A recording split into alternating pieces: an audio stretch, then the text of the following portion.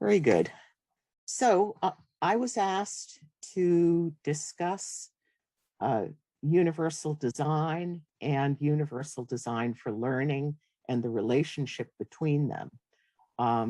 What I've done is I've organized this talk into 3 sections, and they're listed there: knowledge, tools, and application, to give you an idea of the power and the potential of using universal design for learning in your instruction. And there you see my contact information and my professional email address if you ever wanted to get in touch with me. And that's my picture there, as well as a graphic of the UDL guidelines, one of the several graphics that they have. And I'll be talking about the development of UDL as we go along. So, yeah. So to get started here, we have several objectives. First, to understand the concept of universal design for learning in relation to universal design. This is sometimes confused and sometimes confusing, and hopefully I will be clarifying this for you. The second is to learn the 3 core principles of UDL in relation to learner variability and also various UDL planning tools. The third is to explore how UDL can meet a wide range of learner needs in different contexts in the global South. And then the last one is to learn how UDL can be combined with reasonable accommodation to provide targeted support for children with complex or severe disabilities. So that's a lot to cover, so let's get started. You did receive 4 different handouts. The first is the guidelines graphic, which you saw on that first slide. The second one is the UDL Modified Educator Checklist, which I worked on with a colleague, and I'll be referring to that later on, but I gave you that handout so that I don't have to flip back and forth between the checklist and the handout, so you have the full checklist in hand. The third one is a step-by-step planner that goes in conjunction with the checklist. It's actually to help you design lessons using universal design for learning, and that was developed by this Understood organization. And then the last one is a chapter that I wrote in the text, Universal Access Through Inclusive Instructional Design, Inclusive International Perspectives on UDL, of which I'm one of the editors and my colleague Susie Gronseth is the other. And that's for your assignment at the end of this session. So to start out with the knowledge section, with information that you need to know. I developed a brief history of UDL development. I think that it's helpful for everyone to know where universal design for learning came from. So before 1973 in the United States, which is where I am, there was really no clear law for disability, civil or educational rights. There were some laws that required that there would be some services, mainly those were institutionally based services, but there was nothing for integration within the educational system. And in 1973, in the United States Rehabilitation Act, Section 504 gave us our first recommendation for reasonable accommodations for individuals with disabilities. Soon after that, there was the first public special education law, Public Law 94-142. And this is where the specific guidelines for special education, including the recommendation for IEPs, individualized educational plans, came about. So this really defined special education in the United States for right up until the current time. Later on, in 1990, we had a civil rights law called the Americans with Disabilities Act that defines the right for equity of access to community, community transportation and buildings and just the whole public environment. So that really covers accessibility from the community aspect. And soon after that, Americans with Disabilities Act came into play. A consortium of researchers and architects and others at North Carolina State University thought about how can this be done in an equitable way. And that's when universal design, which I'll be talking about in a minute, came about.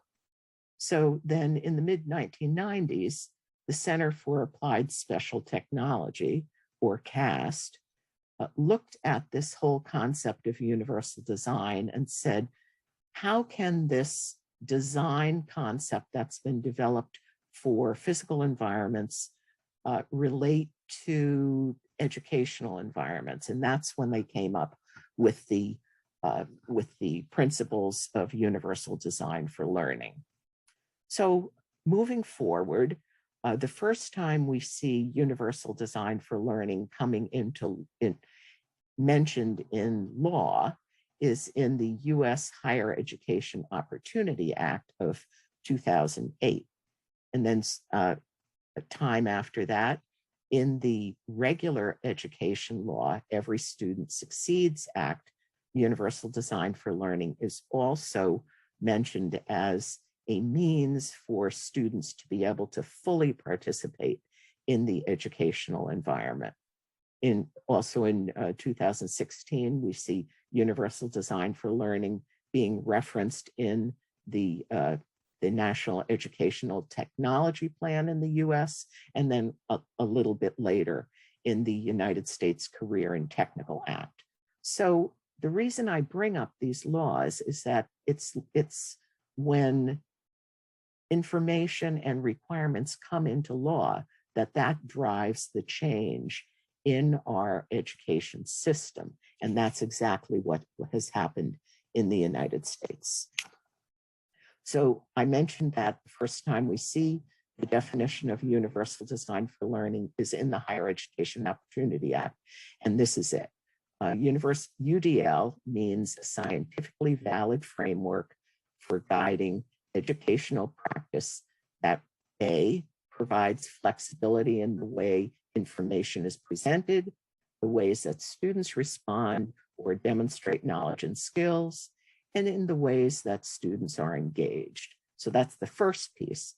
But then it also, B, reduces barriers in instruction, provides appropriate accommodations, supports and challenges, and maintains high achievement expectations for all students, including students with disabilities and students who are limited English proficient. So it is a misperception, a common misperception, that UDL is developed to support students, just students who have differing needs and disabilities. But universal design for learning is really something that has been designed and can accommodate the learning needs of all students, including students with disabilities and those who are limited English proficient. So universal design for learning, though, I mean universal design, not universal design for learning, but universal design came first. So specifically, what is universal design? It is the design and composition of an environment so that it may be accessed, understood, and used, first, to the greatest extent possible. Second, in the most independent and natural manner possible. Third, in the widest possible range of situations, and also without adaptation, modification, or assistive devices.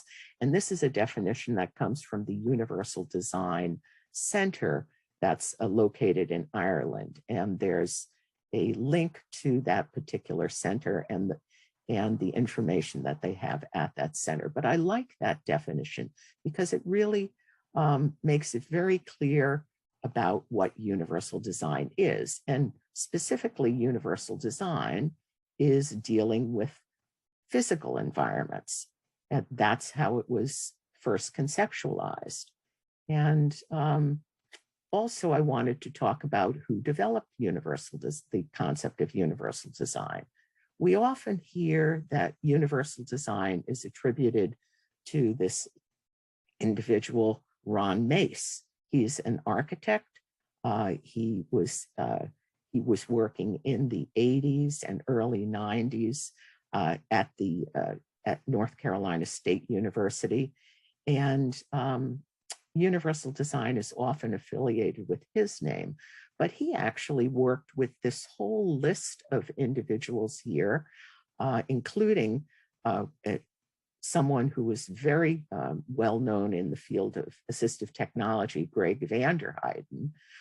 And they all worked together to put together what are called the 7 principles of universal design. And these principles were first clearly defined in this document called Accessible Environments Toward Universal Design, which was published in 1991. And it was in a larger document called Design Intervention Toward a More Humane Architecture. So what specifically is universal design? It has these 7 principles. The first principle defines that environments, specifically physical environments, should be able to be equitably used. Everyone should be able to use them in an equal manner. The second principle is that they need to be designed flexibly, right? Flexibility in use, that there need to be a number of different ways for these environments to be accessed in order for everyone to be able to use them. The third one is that their use should be simple and intuitive. It shouldn't be too complicated, because if it's too complicated, it's not going to be accessible for everyone. So the accessibility needs to be intuitive and easy to understand. The fourth principle is that the information that goes along with them needs to be perceptible to all. And we see this in our environments. Here in the United States, we often have Braille that's on elevators and raised print and various other types of clearly perceptible information that everybody is able to access. So those are all following the principles of universal design. The fifth principle is that there needs to be low tolerance for error, that all of these ways that physical environments are designed, they should be pretty much error-free, very easy to use and not complicated. And then the sixth principle is that access to them should require low physical effort. And that makes sense, because if we want to make environments universally accessible, we need to have as little physical effort as necessary in order to be accessible for people who have differing physical needs. And then the seventh principle of universal design is that the size and space for the particular accommodations should be easy to approach and use. So we have these 7 principles of universal design developed by this consortium of individuals at the North Carolina State University. And after these 7 principles were developed, people started looking at them and asking the question, can these principles be used beyond just physical environments? And there are other frameworks that have been developed based on universal design, not universal design for learning, but others who stick pretty carefully to these universal design principles and try to translate them into other environments. But what happened was that universal design really has been successful in extending this architectural concept of universal design from physical environments to universal design of educational environments. And that has been accomplished through the work of CAST and their approach to looking at universal design for learning through the lens of how the brain works. And here you see pictures of two different recreational areas. The one on the left is a teeter-totter that only some children would be able to use, physically capable children would be able to use. And then on the right, you see an example of a recreational area that all children would be able to use. And so this is a visual demonstration of the difference between inaccessible and accessible physical environments. So further on, in the early 1990s, universal design for learning started to be something that the Center for Applied Special Technology and the individuals there began to think about. How can we take this universal design, these principles and these ideas of equity of access to environments, and how can these be applied to the educational environment? And what they started to look at was the brain, how the brain learns, and what they could take from neuroscience to develop some new principles that would define how we could better design learning in a more accessible and equitable way. And I have a number of graphics here that help you to think about the power of the brain. And on the left, you see a graphic of the concepts of left brain and right brain. So on the left brain, we have the more analytic side of thinking going on, dealing with making decisions and choice and control and things like that. And on the right side of the brain, we have the more creative side, dealing with creativity, passion, emotion, and things like that. So CAST understood this concept of left brain and right brain, and then they went further and they looked at the scientific research on how the brain learns, looking in three specific areas. The area of recognition, which is located in the rear part of the brain. And I've listed several of the areas where recognition exists, in the cerebellum, in the occipital lobe, and the parietal lobe. And when I'm talking about recognition, I'm talking about like sensory recognition, where the brain picks up visual cues, where the brain picks up auditory cues and takes in all of this sensory information.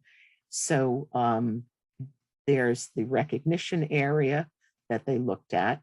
They looked at neuroscientific research that dealt with the front part of the brain, or the frontal lobe, where strategy and decision-making and analysis of information takes place, and all of the research that was done there. And then they also looked at the research that deals with the affective area, the affect area of the brain, which deals with the emotional sides and how we feel about things and how we relate to things. And that is in the central area of the brain, or the amygdala and the hippocampus. And I've put together a list of resources at the very end of this presentation, and it does have a good reference to Johns Hopkins and the brain, one of their documents that explains about brain functions. So for those of you who'd like to know a little bit more about that area, I've listed a good reference for you. So basically, CAST has been looking at this idea of brain research and how the brain learns, and it thought all about those things. And from the area of recognition, you know, when it put together all of the information about recognition, what happened was that it developed the first principle of universal design for learning, saying that in order for us to design learning in a way that would be diverse and equitable for individuals with differing needs, we need to design our instruction using multiple means of representation of information, and that would expand our ability to be able to recognize the information for individuals who need information presented in a variety of ways.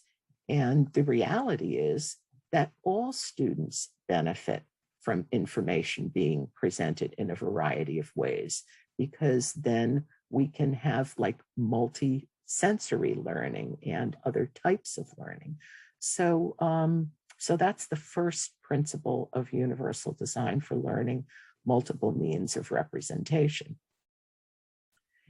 The second principle is based on their understanding of neuroscientific research that relates to how we strategize, how we think about things, how we respond to that information that has been recognized.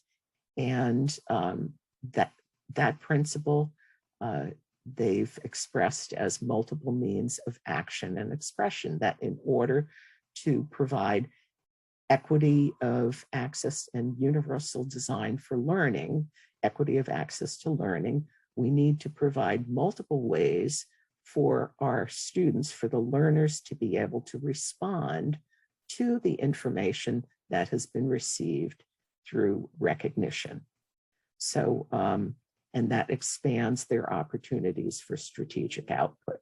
So we have representation, we have multiple ways to represent the information, multiple ways to respond to the information in a strategic way. And then the third principle deals with the affect area. And the third piece of the puzzle with regard to universal design for learning is providing multiple means of engagement, how students would be connected, motivated by their learning, and that by using different strategies for instruction and a variety of different things. So these are the core principles of universal design for learning: multiple means of representation, multiple means of action and expression, and multiple means of engagement. And if you remember nothing else about universal design for learning, and if you remember these three principles and work to follow them, then you'll be moving in the right direction. But there's much, much more that CAST, the Center for Applied Special Technology, went on to develop. And we're going to talk about that now. So here you see a graphic of the UDL guidelines and principles. This is the most recent version. Across the top, you see that there are the principles that are listed, right? Multiple means of engagement, multiple means of representation, multiple means of action and expression. If you remember, I had presented them in a slightly different order in the previous slide. Multiple means of representation was first, action and expression, and then engagement. And honestly, it really doesn't matter what order you see these in. This cast decided that they wanted to put engagement first because there was a great discussion that if we don't have students that are engaged, then they're not going to be able to benefit from the representation and action and expression principles.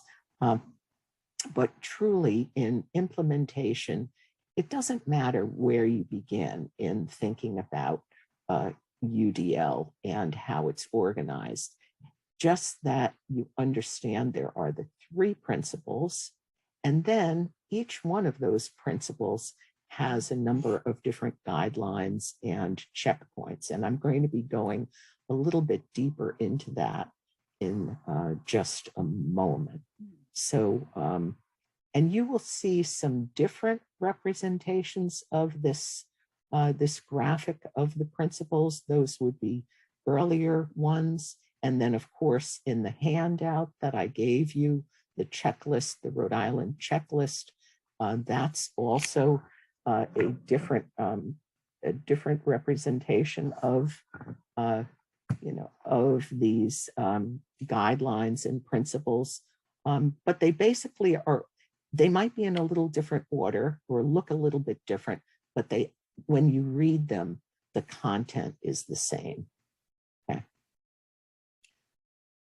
But before we go deeper into the principles and the guidelines and the checkpoints, I wanted to talk a little bit about this idea of systematic variability, because this is something that is at the core of universal design for learning and really makes it stand out from other various ideas like differentiated instruction or multiple intelligences and things like that that you may have some familiarity with.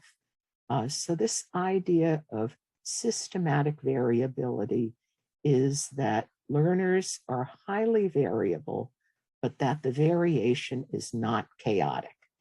It's not just all over the place, right?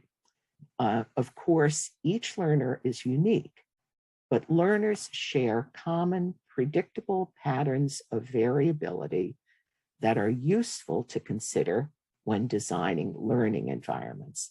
And this is a quotation that comes from the most recent text on universal design for learning from CAST called Theory and Practice. It's an excellent text, and the contact information for this text is also listed in your references at the end. So we have this idea of systematic variability. And I want you to keep this in mind, because now we're going to go back to the graphic of the UDL guidelines. And because of this idea of systematic variability, it allowed CAST to organize its concepts of variability, varying multiple means of engagement, representation, and action and expression in a very deliberate and clear way. So in talking about multiple means of engagement, the ways that the engagement would vary according to CAST is first, as we look down the column there under engagement, to provide options for recruiting interest. So in order to move towards greater engagement, And if you look at the bottom, it says purpose, in order to move students to become more purposeful and motivated, we want to provide first options for recruiting their interest, and there are a number of different checkpoints. I'm not going to go into reading them. You can read them clearly on your own. That help us, that are provided by CAST to give ideas of how to better recruit that interest. So we start by recruiting interest, then providing options for sustaining effort and persistence in order for students to continue to be engaged. And then the highest level is to provide options for self-regulation, helping to move students to become more independent and self-motivated learners. So this whole idea of engagement is to first recruit the interest, then to sustain it, and then to move the students towards greater independence in learning. Under representation, we see the same logical progression of variation, right? So that we can develop this area of multiple means of representation. First, starting with providing options for the perception of the information. Next, to provide options for the understanding language and symbols, which is the higher level of perception, and then providing options for the comprehension. Once we've understood that language and symbols, then what is the meaning that goes with that? So moving from perception to understanding the language and symbols, and then moving to the top level of comprehension. And all of this is leading towards developing resourceful and knowledgeable learners. And lastly, this vertical organization for action and expression would first start, again, this is how students would be able to respond and show what they've learned, right? Through engagement and representation. So first, we would provide options for physical action, different ways for students to be able to respond and show their learning, then providing options for various means of expression and communication, and then providing options for higher level executive functions, making decisions about how best they can show their knowledge and information, and set their own goals to become more strategic and goal-directed learners. So that's the vertical organization, and that's one of the ways that CAST organizes UDL in a systematic way. But that's not the only organization that's in this graphic here, in this grid, the UDL framework. It also has a horizontal organization. And I mentioned the various goals, but we have the level of goals which is the goal that we're working towards for expert learners. We want expert learners to be purposeful and motivated, resourceful and knowledgeable, strategic and goal-directed. So how are we going to get there? The first level is to have access. So this framework is organized also in the access level. So we need to start with access so that individuals we're able to recruit interest. The students are able to have options to be able to perceive the information and options to respond. The next level is to build on that, right? So we're going to build their knowledge and skills by providing options to sustain and persist, options to better understand language and symbols, and better be able to express and communicate. And then the third level is providing options to be able to internalize the information and to become more self-directed learners, right? So under engagement, we would provide options for self-regulation, under representation, providing options for comprehension, and then providing options for executive functions. So this really, they were able to develop these guidelines and this particular graphic representation of the framework because of that idea of systematic variability, and that we can organize our variations in our instruction in a very deliberate and clear way. So I'd like to talk just a little bit about why the world is interested in universal design for learning.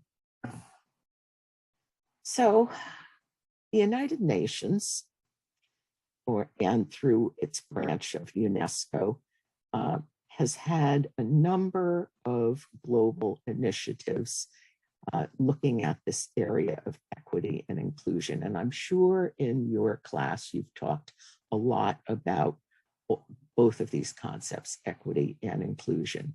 But dating back to 1990, there was this World Declaration on Education for All that was sponsored through UNESCO. And the statement that came out of that World Declaration is that every person, whether they're a child, a youth, or an adult, shall be able to benefit from educational opportunities designed to meet their basic learning needs.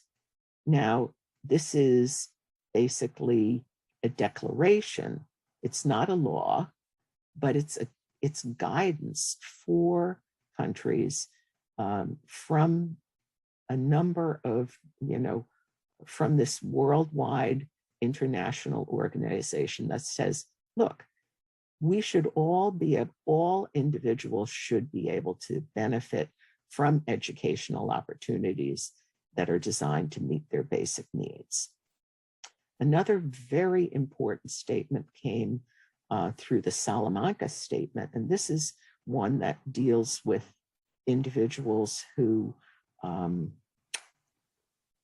it was actually developed by individuals who work in the field of special education, thinking about the needs specifically of children and students who have disabilities and differing needs. So the statement that came out of that particular meeting is that there's a fundamental right of every child to education, the uniqueness of every child's abilities and needs, and the importance of designing educational systems in order to address diversity. So the Salamanca Statement builds upon that Declaration for Education, but it basically says that everybody is unique and everybody needs to be recognized and addressed by the systems that we have in education. So that was in 1994. And what happened was that there started to be a number of different statements and recognitions in various countries. I know there definitely was recognition of these realities and these recommendations in South Africa. And countries started to look at what laws they have and what guidelines they have and how they want to move forward with providing equity of education for all. And most recently, there's this GEMS, what they call a GEMS report, Global Education Monitoring Report, which talks about inclusion and education. All means all. And within this report, to loop back to universal design for learning, the report itself actually mentions universal design for learning 16 different times as a means for being able to achieve inclusion and education for all in an equitable way. So now, since this report has come out in 2020, there has been a lot of discussion, a lot of interest in various ways that countries can address equity in learning, and specifically because UDL is mentioned in this global monitoring report, there's a lot of interest in universal design for learning as a means for being able to accomplish this goal. So I was thinking about this and thinking about how we can bring universal design for learning into worldwide acceptance. What would have to happen? What would have to happen in around the world and in various countries? And one great challenge that I see is that we need to change our particular mindset on learning. There's a certain way that learning and instruction is approached in specific countries that are not quite as flexible and responsive as they would need to be in order for inclusive education to be able to become prevalent throughout the world. So we need to look at that. What is our mindset on learning, and what kind of adjustments need to be made? And then secondly, we need to contextualize universal design for learning within the context of our particular country, region, and locality, so that the ideas that were developed in the United States and the language and the understanding of those ideas is accessible within our particular environment. We need to sometimes do some translating of ideas or translating of language or terms and things like that. So not only do we need to look at our existing mindset on learning, but we also need to contextualize universal design for learning. And I'll be talking a little bit more about these ideas. So in order to change our mindset, I'd like to bring you through a process of thinking about what happens in the classroom. And so here you see a list of, I asked the question here, what do students need to do to succeed in the classroom? And here you see kind of a classic list of some of the things. This is not an exclusive list, but some of the things that are typically expected of students in our classrooms.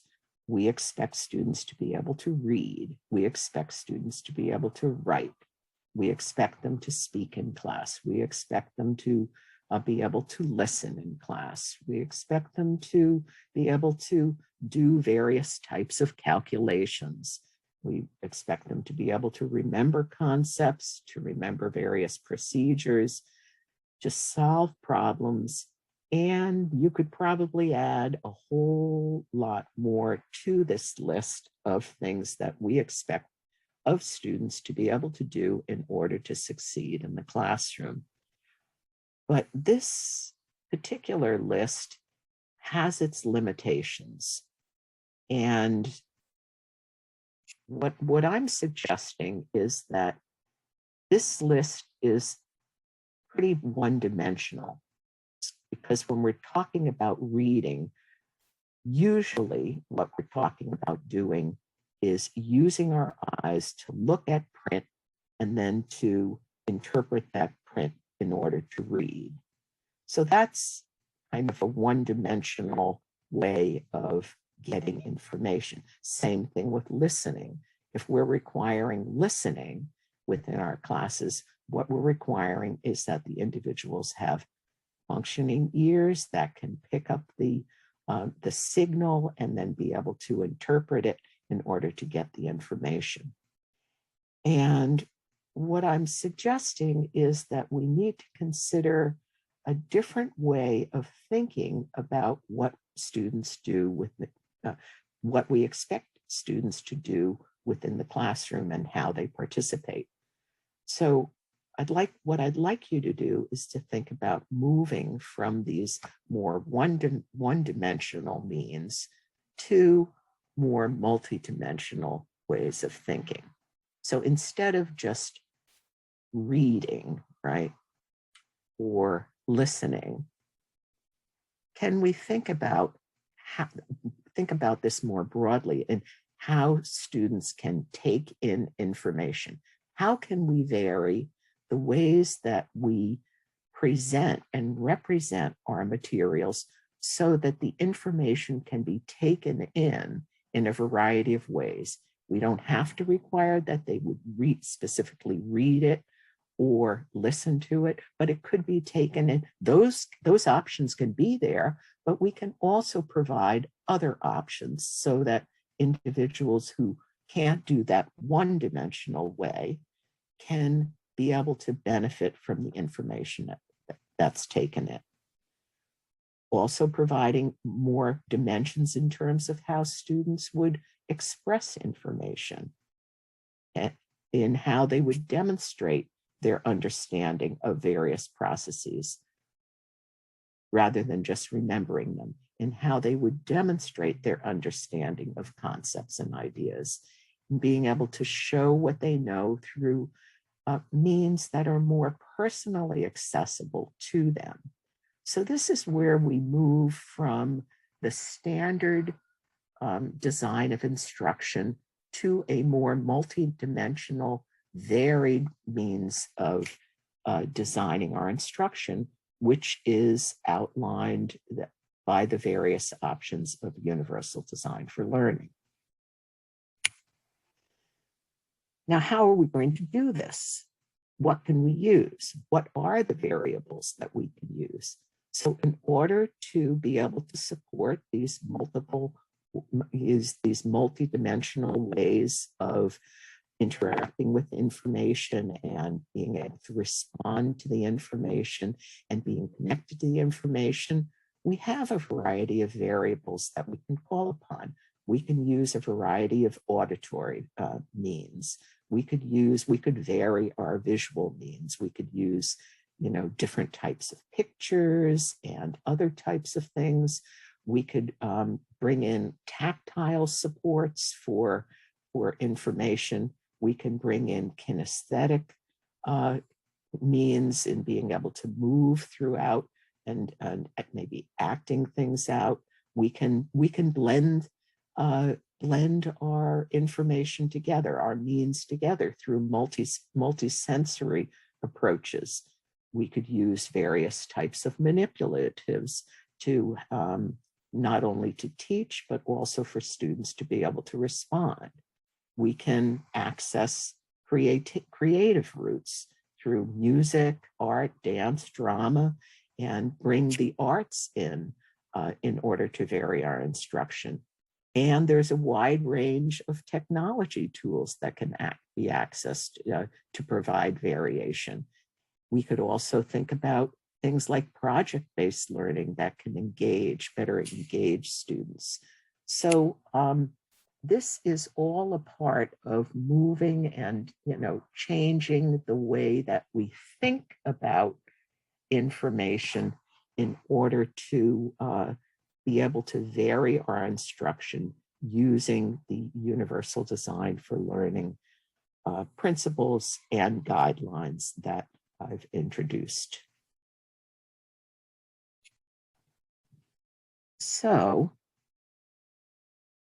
we are at the point where I've developed this activity that I'd like you to work on.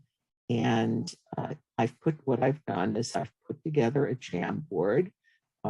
In the US, we have a program called Padlet, which is very, very similar.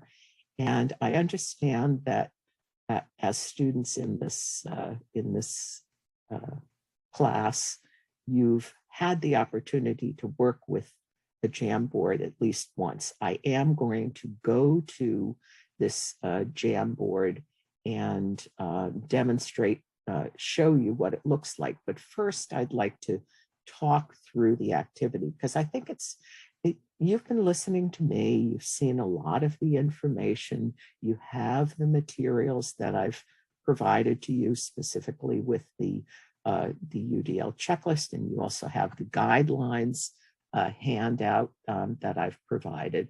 So first, what I'd like you to do is to consider those 3 core UDL principles. And what are the principles? Multiple means of engagement, multiple means of representation, multiple means of action and expression. And just to remind you one more time, it doesn't matter the order that they come in. They can come in any order, right? But these are the 3 core principles. Second, so I want you to keep those in mind. And it's probably would be very helpful for you to take out your handout on the UDL guidelines that I gave you, that 2.2 handout. Then from your experience, what I'd like you to do is to identify a barrier to achieving one of the core principles in your instructional context. So think back to either your own learning experience or your teaching experience or the experience of someone else, and identify a particular barrier, something that got in the way of learning whether it's got in the way of engagement or representation of information or action and expression of information, okay?